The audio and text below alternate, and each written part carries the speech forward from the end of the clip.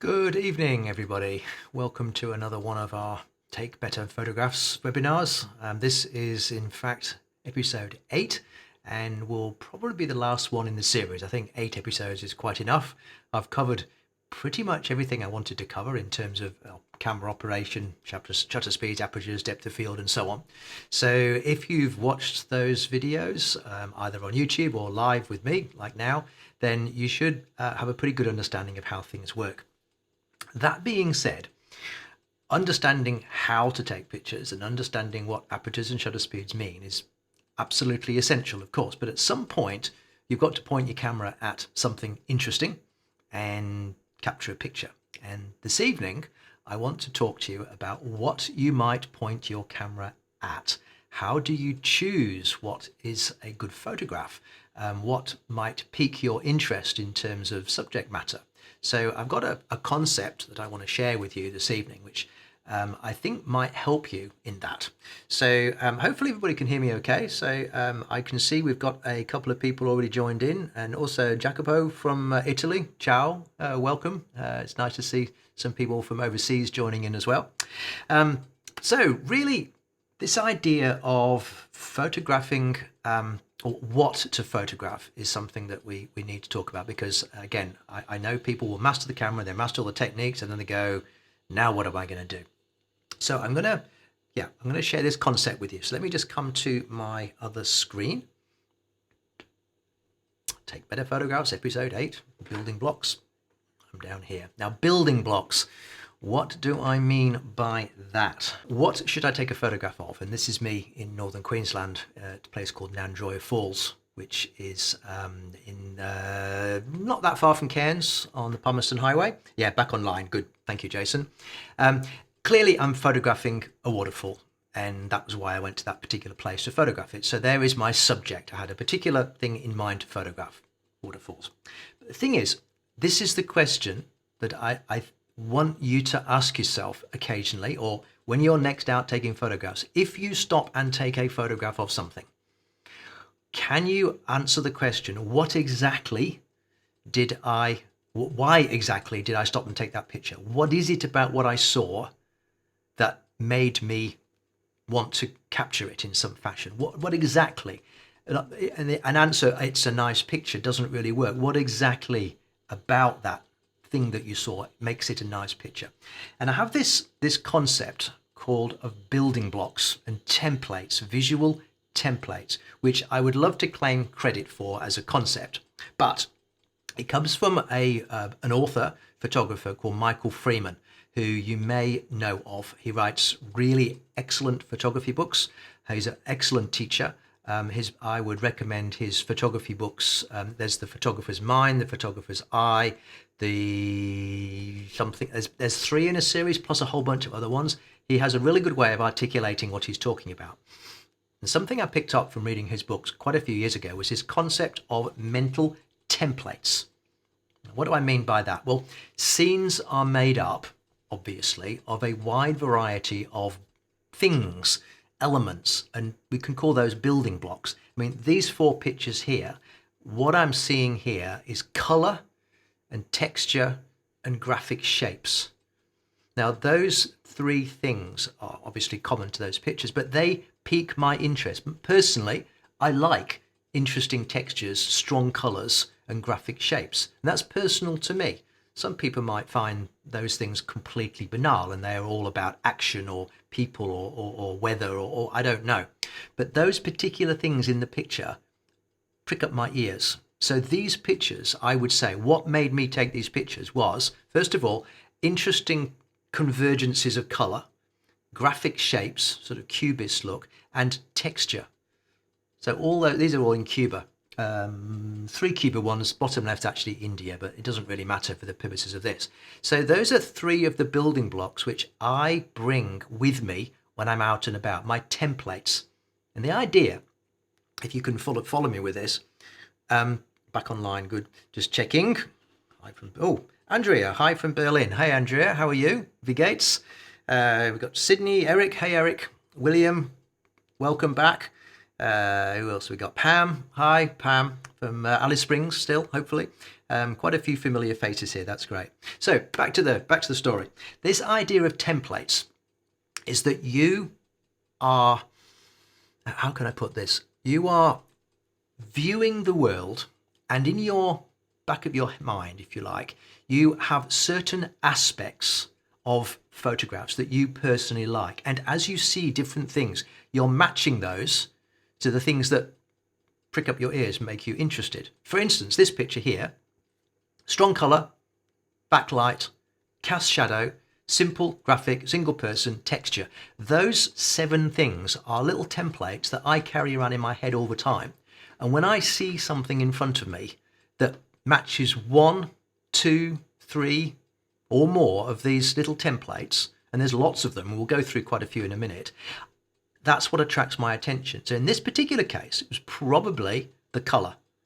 The green wall, it's an unusual color, and the light was skimming along it to bring out the texture.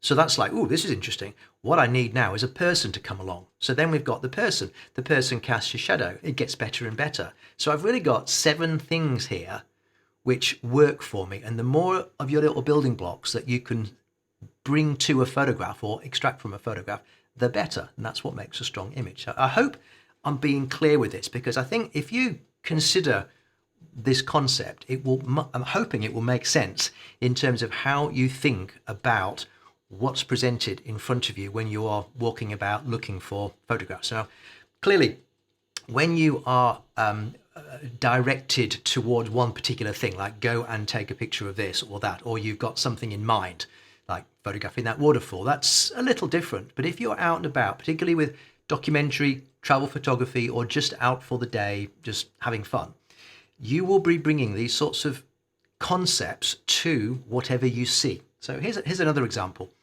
This is me in Mar. Warm colors. I like warm colors. Backlighting, something that I really enjoy. Repeating shapes. That's graphically interesting. Graphically interesting shapes as well. And aerial perspective. There's a little bit of haze between those stupas, and that separates them out and gives them some 3-dimensionality. So that picture there immediately attracted me, probably because of the repeating shapes. And then by waiting until the sun's a little lower and photographing into the light, I can get my backlighting and my aerial perspective going on. So that's what this picture says to me when I'm looking for the picture in the first place. So what we're doing here is we're not justifying the picture after the fact. We're trying to talk about what you should be looking for even before you've taken the camera out of your bag. And these templates are very personal. There's some of them we'll go through, but some of them will be quite broad, and most people would agree. But others may be a little more esoteric, and you may have your own particular take. Example would be someone like Jesse Marlowe, who really, really likes deep shadows and very, very strong colors. So as soon as he sees a really contrasty situation with strong colors, he's going to be going, oh, what can I do with this? That will be the thing that made him stop and consider taking a photograph and see what happens. Okay, I hope this makes sense, because everything I've talked about in this series so far has been a bit more technical. This is definitely more subjective, a little bit more psychological maybe, but let me go through these things and we'll see how this works. So here is a series of photographs, each of which has one strong element, which I'll identify, which hopefully you'll agree with as well, that I really enjoy. Now, it's by no means exhaustive, that you could probably come up with 50 different things which would be your visual templates. These are the ones that work for me. And then I'll go through a few of those. And then at the end, I've got 4 or 5 pictures where you'll see, like this one on the screen right now, there's multiple things make that picture work, in my opinion. The first one, this is something that I've always enjoyed, is the idea of big sky. I really, really like epic high skies with that massive sense of space. It's something that I've always enjoyed in my photography. It's one of my primordial sort of urges, if you like, that sense of scale and really distant horizons and wide space. And this picture was taken on an assignment for Australian Geographic magazine, and it's Mornington Station in the Kimberley. And we flew, actually parked out of frame to the left is a helicopter, and we flew up there for breakfast very kind of the station owners. And the lady in the jeans, I think, is the journalist for the story. And I was obviously taking photographs. And as soon as I saw this and those cloud formations, I realized that this gave me that sense of epic landscape, which would be a really useful photograph for the story, because we wanted to show the scale of the Kimberley.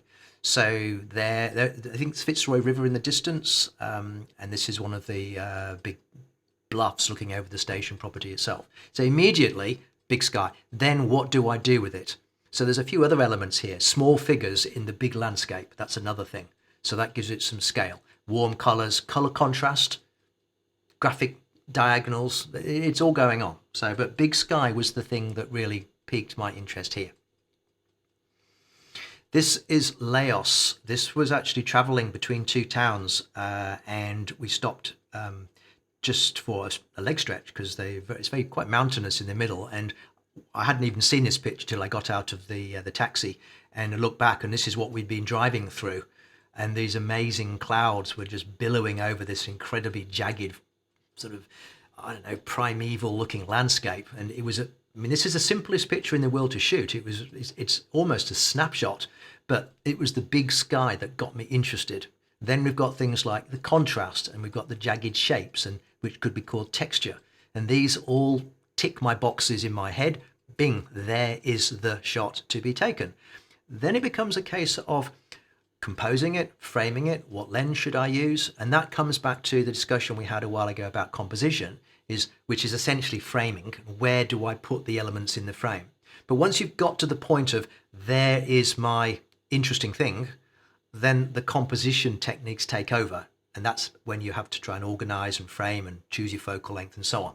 But what I really want to get through to this evening is identifying those things that attract your attention in the first place before you start even composing the picture.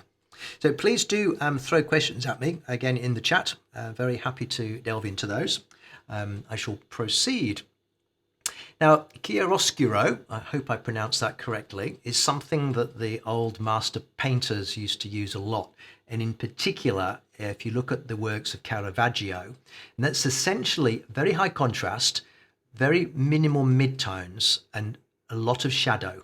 So you'll find that there are interesting things revealed by the highlights, but predominantly the picture is quite dark.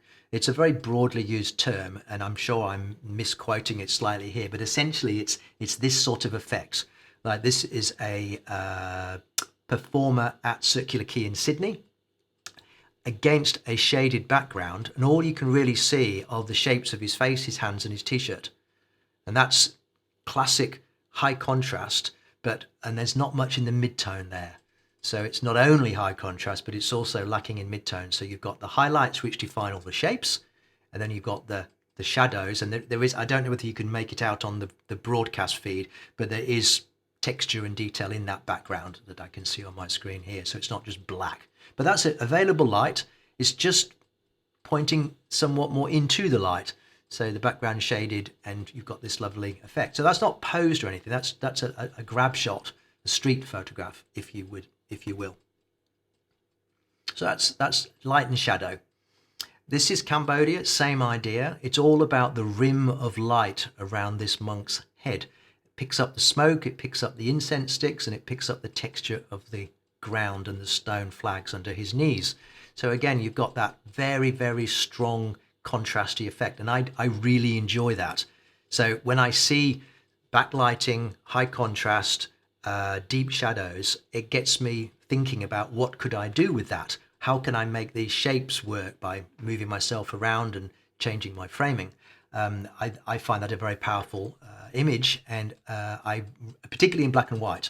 I think you'll find that black and white high contrast works really well. And yeah, that's how this image came about. This is in fact not a street photograph. This was posed. I was there with a Leica Academy group, and we had this young man at our disposal for an hour or so, and we put him in different positions to photograph, and we set him up in this way where the light was coming down this corridor towards him from the top right and purely illuminating the edge of his body, making that nice shape. And that's something that, again, I really enjoy. Okay, Can I ask you, how difficult was your decision to convert the picture to black and white? I imagine layers has wonderful colours. This is from Hans Christian from Denmark. That's a good question. I don't think it was a difficult decision because, and I'm just going to step back to this one, which is what we're talking about. The colors in this image don't really excite me. They're not my mental templates. It's all green on the ground and it's all blue and white in the sky. So green-blue contrast is not that great. I found it much more dramatic to simply remove the colors, which I didn't find appealing, and go purely with texture, shape, light. And texture, shape and light, yes, those things. So taking the color out removes one distraction. So that's how I tend to think about black and white conversions. Is the color working? No. Therefore, consider a black and white conversion. And that seems to have worked in my opinion. Okay, thanks for the question. Details. This is another interesting aspect. Something you should always be looking for is looking up, looking down, looking for small things, looking for quirky things. And there's a quote which I think it's from David Ward, who's a photographer in the UK, and his idea of the small details, particularly in nature, is that you're probably the only one who saw that.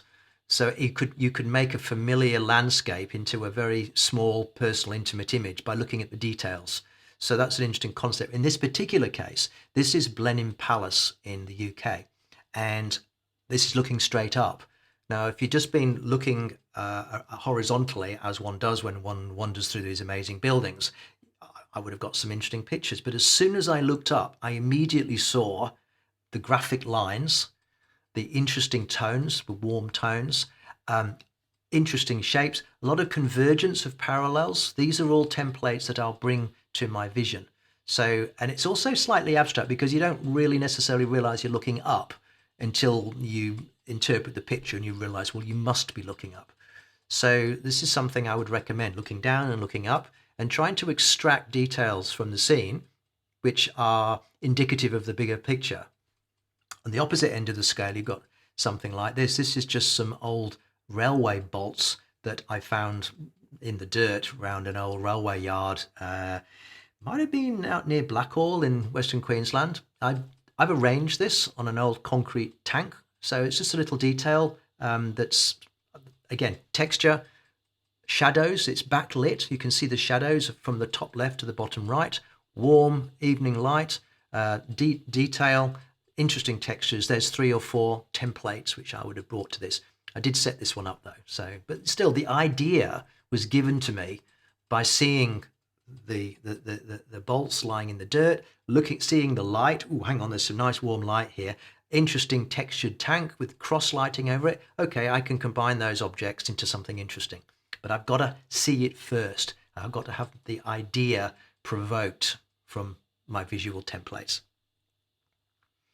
This one is a lot harder to understand until you see what I shot it with, and that was actually with a drone. This is some sand dunes in the in Western Australia, and I was up there with Christian Fletcher.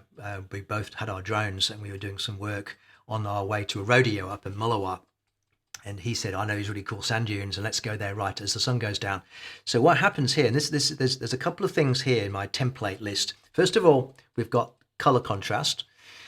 We've got the orange against the blue or the bluey gray color. And that is another very powerful template for me, is this mixed colored light sources. Blue sky, evening sky illuminating the shadows, but the sun is still illuminating the highlights. So you've got this amber to blue, and in movie terms it would be an orange teal effect, but this is natural. And of course the camera only works with one white balance, so you end up with both of them being slightly exaggerated. It's an interesting technically it's wrong, because neither the sand nor in the sunlight nor in the shadows is actually that color. It's purely the cast of light on it. But color contrast, serpentine shape, texture in the ripples, and abstract. Those are the things that made me shoot this. Now, I had this in mind when I went there, but it doesn't really change the fact of those templates being applied. I'm thinking, how can I find these things? And I went looking for them. Another thing that if you're familiar with my work, you'll know that I shoot a lot of pictures into the sun. Now, Leica glass is particularly good at that because it handles the flare really well and it keeps the contrast very nicely as well. This was on my my second M camera, the 240 on the Noctilux. This was at a workshop we did up at Home Valley near Kununurra in Western Australia, and we did set this up. We had 100 or so, or maybe 50. Let's not exaggerate. 50 or so cattle, and I think 3 stockmen on the station, and we went there deliberately at about 5 o'clock as the sun was setting behind them, and all we did was say, okay, just charge around and just make lots of dust, and we all photographed this, and you get interesting juxtapositions. But the backlighting thing is a big trigger for me. I just love backlighting because you get the shadows coming towards you. It picks up any dust. You get this aerial perspective. It picks up the color in the dust as well. So I shoot a lot of things into the light. And as soon as I am in a location, I will immediately look to see what things look like towards the sun, not away from it. And I would probably estimate that more than half my pictures are taken pretty much straight into the light. It's unusual. This one is the same situation. Now, unusual picture, this one. This is King George Gorge in the Kimberley, and I was there shooting a commercial job for the cruise ship company that takes people to King George Falls, and the particular one is Ponant. There was a lot of bushfire smoke around, and when I first saw the smoke in the morning, I thought, there goes all my lovely clean blue sky and vivid orange rocks and everything.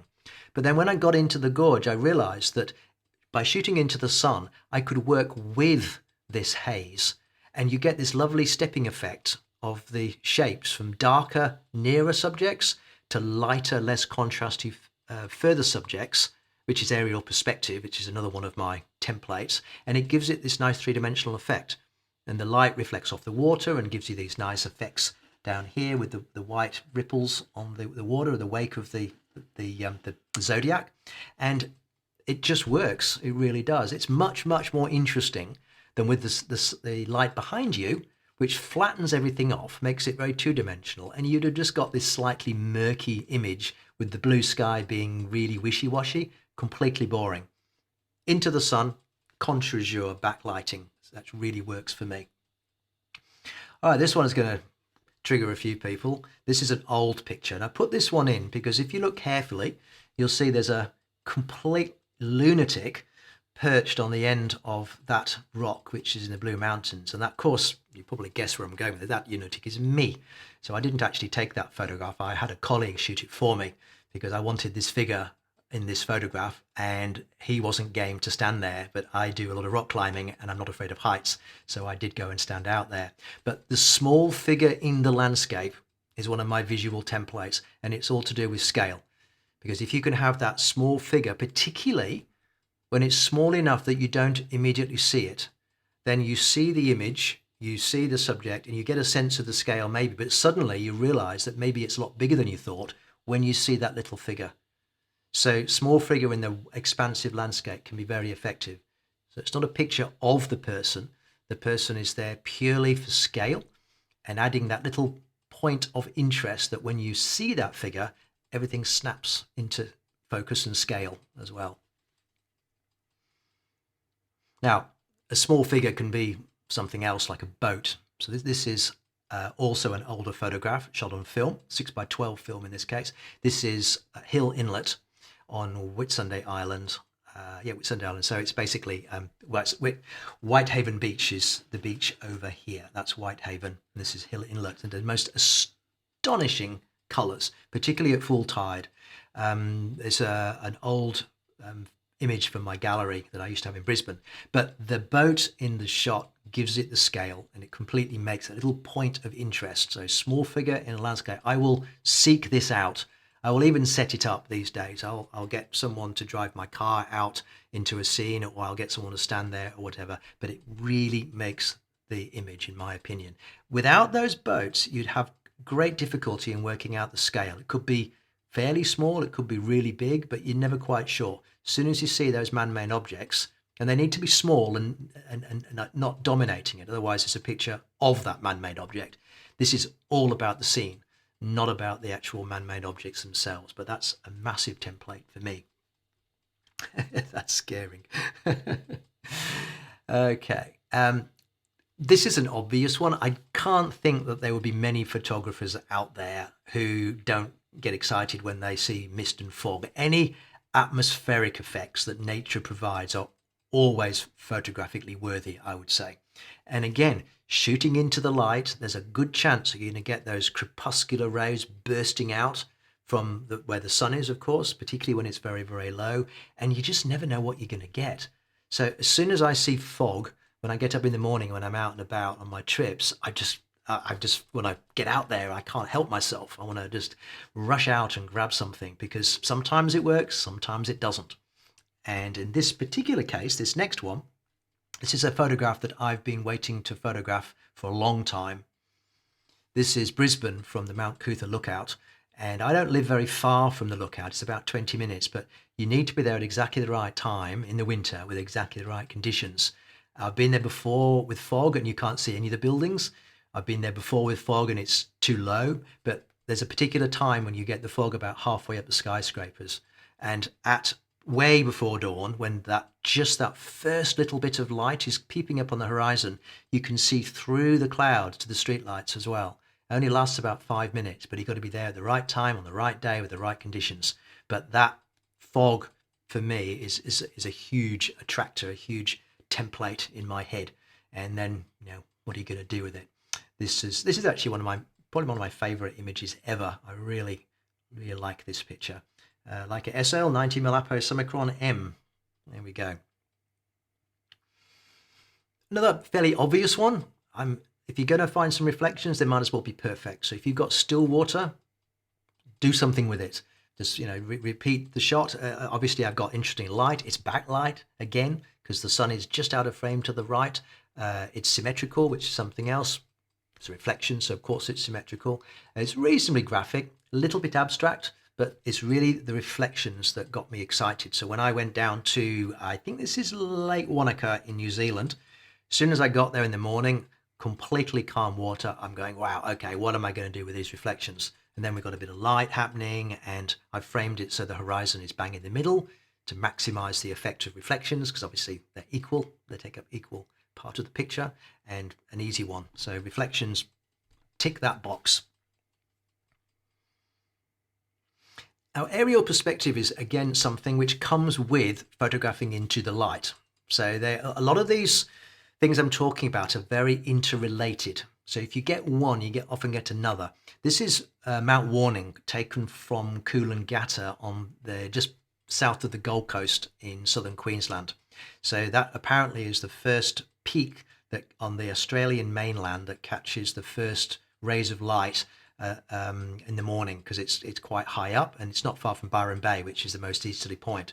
So a lot of people walk to the top and they want to see the first rays of light hit Australia, and which is cool. But for me, what I'm seeing here is these layers, 1, 2, 3, 4, 5 different layers, like cardboard cutouts almost, of landscape, and each one gets progressively lighter and less contrasty.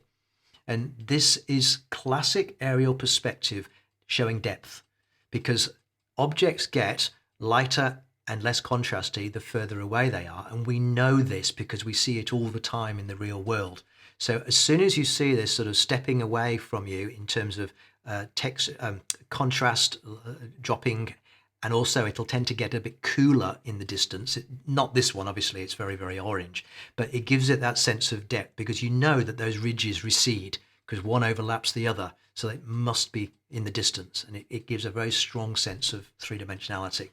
So aerial perspective is a big deal. And if you drill down on it, and it works best with long lenses. This is a little tiny prayer flag in the Qinghai province in China, not far from Tibet. And I've just stripped this back to the essentials, the almost abstract, with just the little prayer flag. Make sure you can see them. They're just there against this amazing ridge line and keeping the diagonals parallel. There's a few clouds in the distance. You've got 3 quite strong diagonal lines there. Very simple, but it was that aerial perspective that got me interested in taking this picture in the first place. High key. This is a particular style of photograph which I really enjoy, where there's basically no shadows. This was taken near Lithgow in New South Wales. New South Wales. I was with Christian Fletcher again, funnily enough. We were just before a workshop, we were just scoping out a few places, and we got up in the morning and it had just snowed overnight. And this was the view, and I'm not kidding, from the motel room that we were staying in. So it was an easy shot. And then this kangaroo just came and hopped into view. So whilst it looks grainy, it's actually snow, because it was hammering down with snow at the time. So there's no shadows, and you've got to go for that light ethereal look. So anything like that, when you've got the atmospheric effects that give you that high key effect, I thoroughly enjoy as well. This is the picture I think I used as the initial picture on the webinar page. This is Derbyshire. This is where I used to go rock climbing in the UK. Froggatt Edge, I think, or one of those edges near Hathersage. Fresh snow, gone for a walk, and then I realised that with the rocks behind it, the white of the snow on the branches just stood out. So it's all highlights. So it's highlights predominantly, and then etched out with very small black edges, giving the shape of the tree. So very, very high key. The black is supporting the white, not the other way around. So very, I think this is a really strong image, and taken with a little Leica CL. It's an amazing little camera for a walk around camera. Makes a beautiful print, this one. Then you've got clearly the opposite of low key, high key, which is low key. So when I see deep shadows with bright highlights, I wonder what I can do with that. So this is Cuba in the pouring rain, funnily enough, on the CL again. Predominantly dark, and then the shapes are defined by the highlights. So it's kind of the opposite of the previous shot. And these sorts of images can be hard to expose for, because the background will often fool your light meter into thinking that there's less light than there really is. You have to be fairly careful and check your histograms with a picture like this. But I really enjoy the darker tones of images like this. This is Myanmar at one of the balloon festivals, and you can see, again, warm light attracted me. Drama of the balloons is also attractive, but it's the low-key element here that I really enjoyed. It's kind of hard to avoid it when you photograph at night, I suppose, to be fair. But I do like the light falling on this gentleman's face as he's holding the tray of candles, and people are hooking these candles onto this balloon, and then they will let it fly off. And I've got a picture of that happening a little bit later on. This is a portrait of a young boy in the deep rainforest of Papua New Guinea. He's got his tribal makeup on, so he's very, very, very dark. All that's really showing out are his eyes and the orange patches by his nose and under his lip, on top of his lip there. So very, very predominantly dark tones. Again, watch your exposure. Make sure you don't overexpose a picture like this. But low-key images like this, one of my visual templates. Graphic shapes, why not? I've extracted these, or should I say abstracted these, from the scene. This is a temple with many layers above what you see here, but I've framed it in such a way, and I've actually cropped it a bit, just to keep these three sections. There's one section here with a prayer wheel, another section here with two prayer wheels, and another section here. And if you look carefully, there's a man just coming into view here, and he will not be seen by people until you explore the rest of the picture, because your eye will be attracted to the colors and the shapes and the textures, and only later will you see the guy in the picture.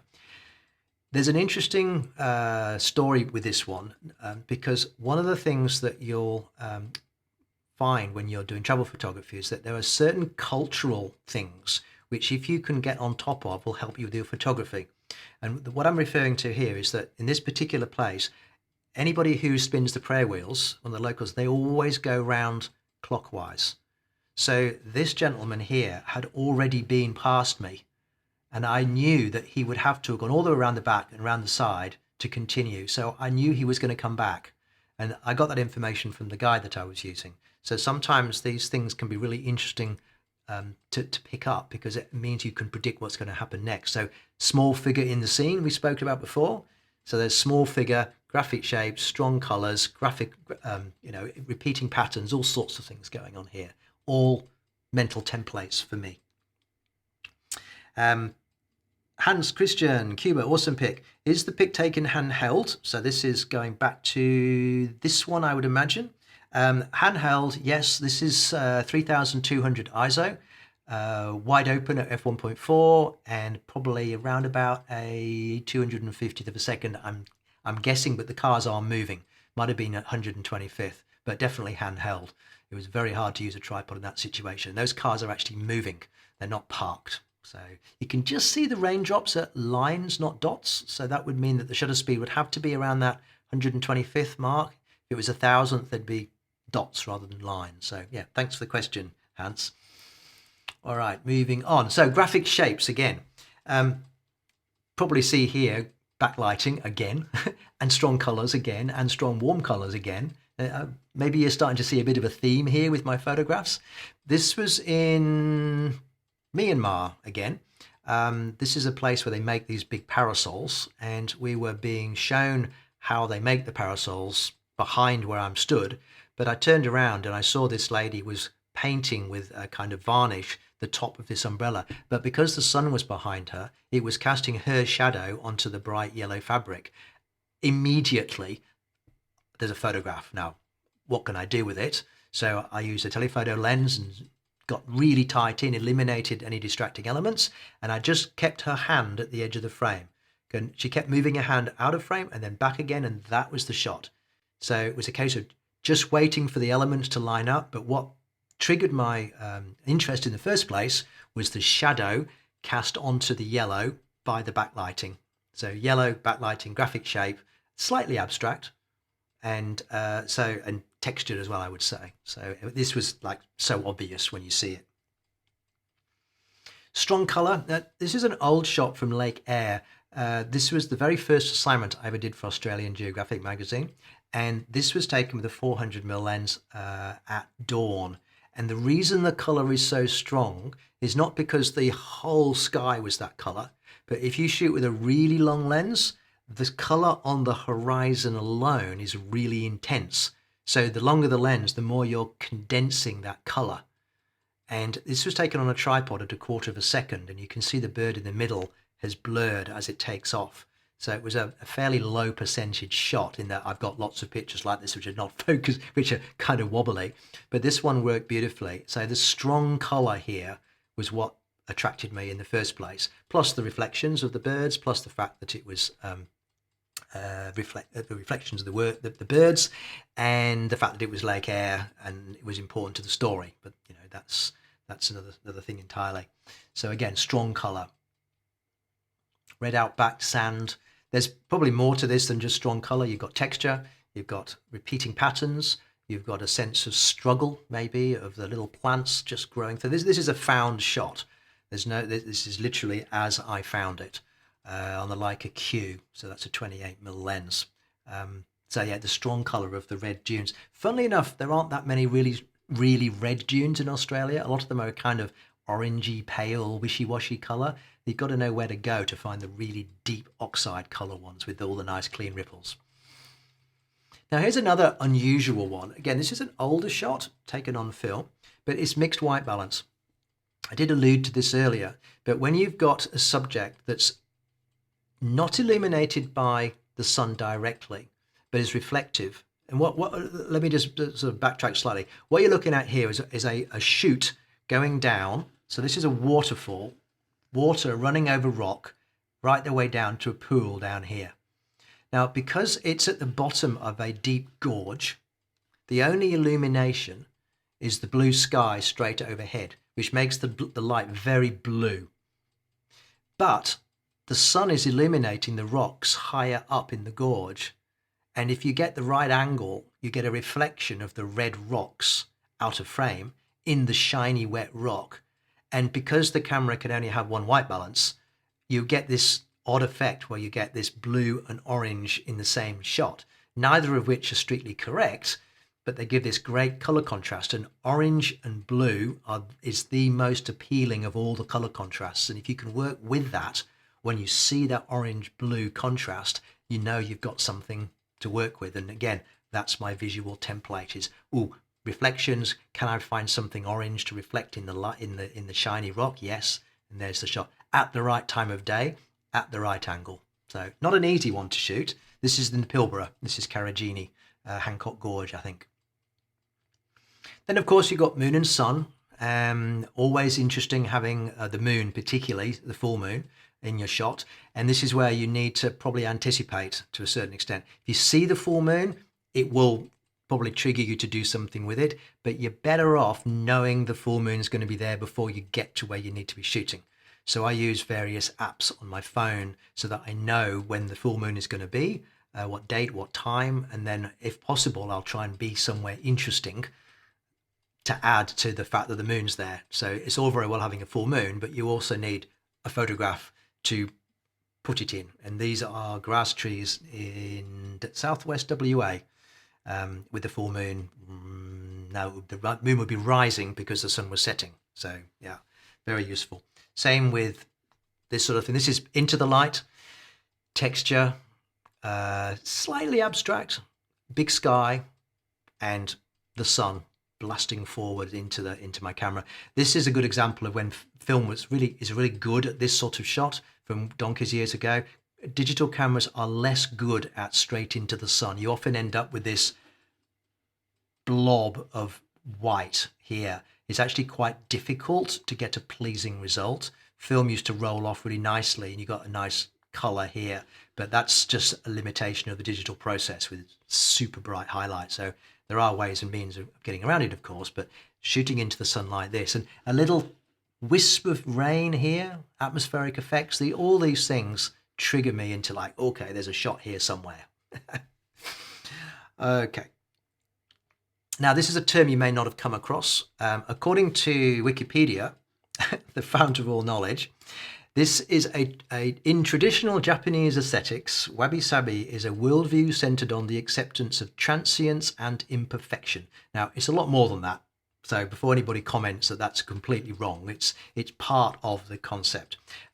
It's almost impossible to translate, but it's vaguely this idea of elegant decay.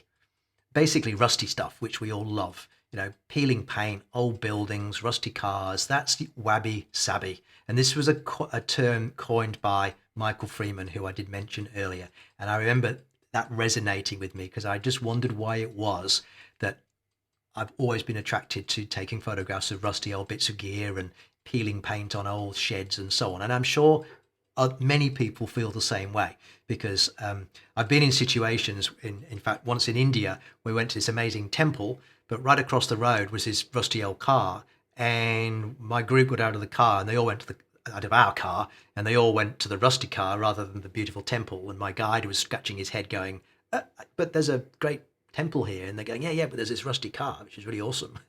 So that's wabi-sabi. It's the same vehicle. And they're hard to make pictures out of. Just because it's rusty and old doesn't mean it's a good picture. You've got to have the right combination of things. And in this one, the reflection of the blue sky in that chrome nameplate makes the picture more interesting because there you've got that blue-orange contrast going on, plus graphic shapes, texture, warm tones, and slightly abstract. So there's my templates that I've brought to this image. Okay, these last few pictures, and we are on the home straight here.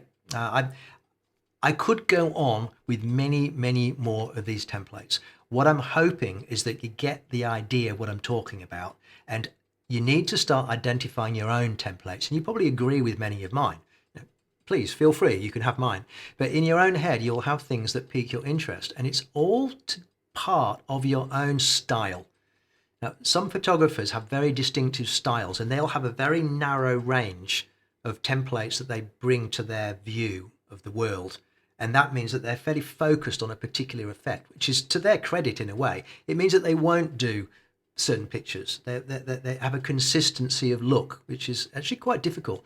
But if you can start to identify in your own work the things that you like, and even to the point, if you go into your catalog of images, if you use Lightroom or something, and put a whole bunch of them on the screen at once, and get an overview, and try and pick out the things which are consistent.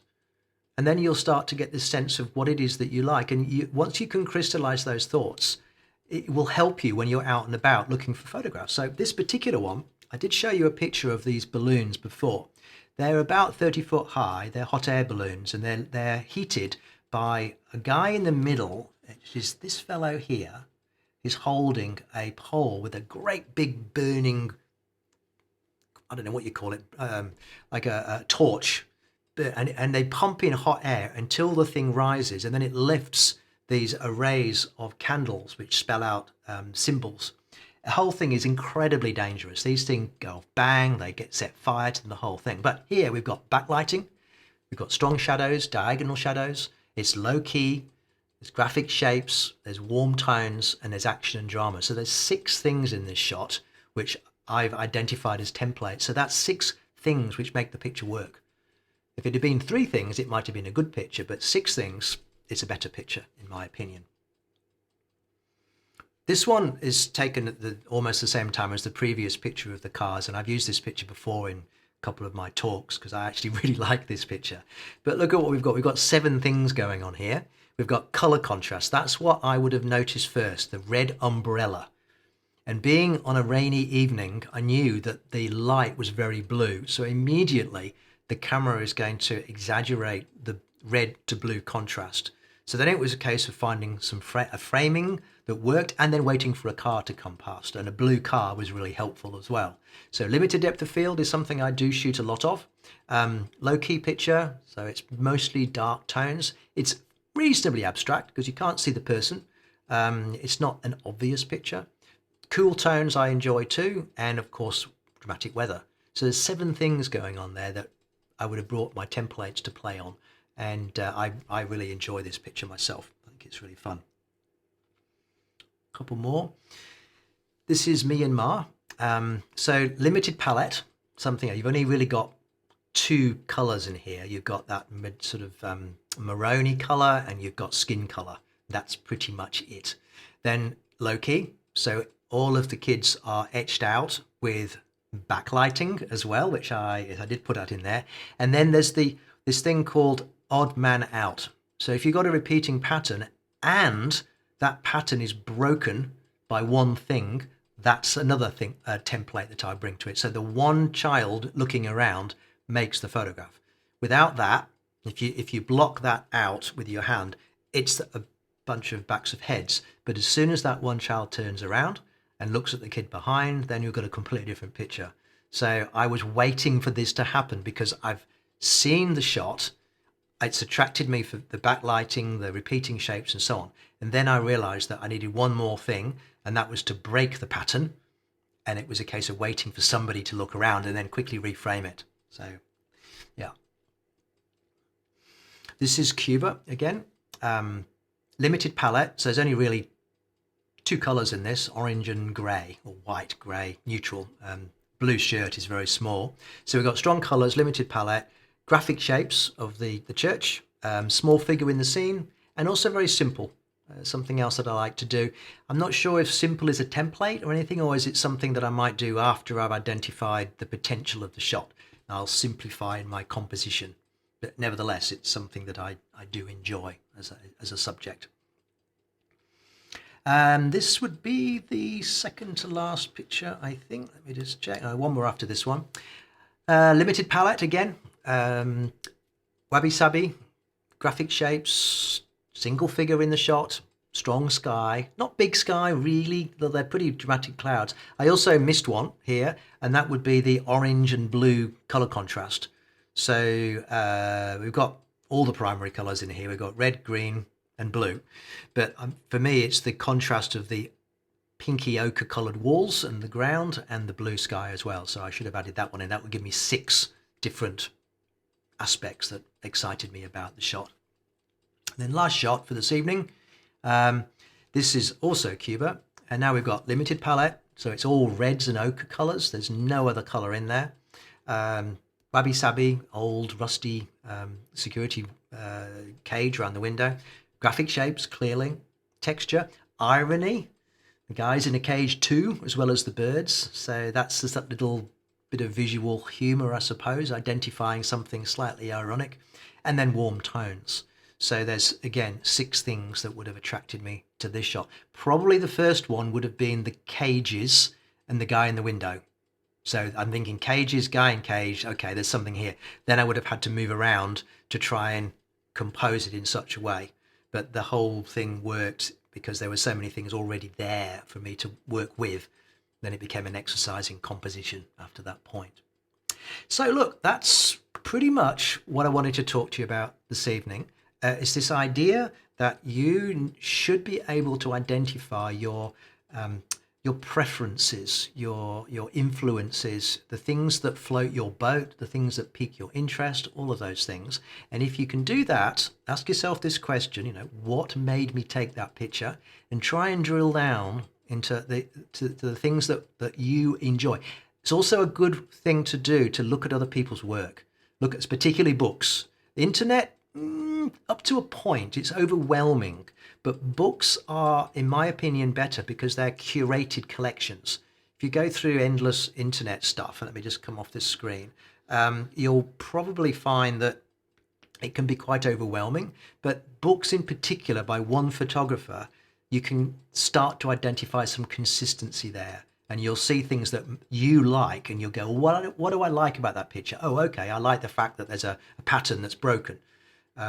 Edward Burtynsky is really good at that. Some of his industrial work is superb, and you'll find that there's these amazing patterns of large industrial things, and maybe it'll be broken if you can find something like that, but that works well too. Pam, still living in Alice Springs, welcome. You're very welcome. I'm glad you've enjoyed the series. Any questions, please lob them into the chat there. I will probably be calling this series bringing it to a close after 8 episodes. We've got a few more things coming up. Jesse Marlowe and I want to have a chat about doing book publishing, because he's done a series of workshops for our Leica Academy guests, and we've produced a book on Sydney and Melbourne, which we'd like to show you and talk about the process of doing that. So that should be really interesting. Hopefully some of you will have maybe joined me last week. Is it last week or this week with Stephen DuPont? On the launch of the M11. That will be going onto YouTube very soon if you missed it. That was really interesting, looking at Stephen's work.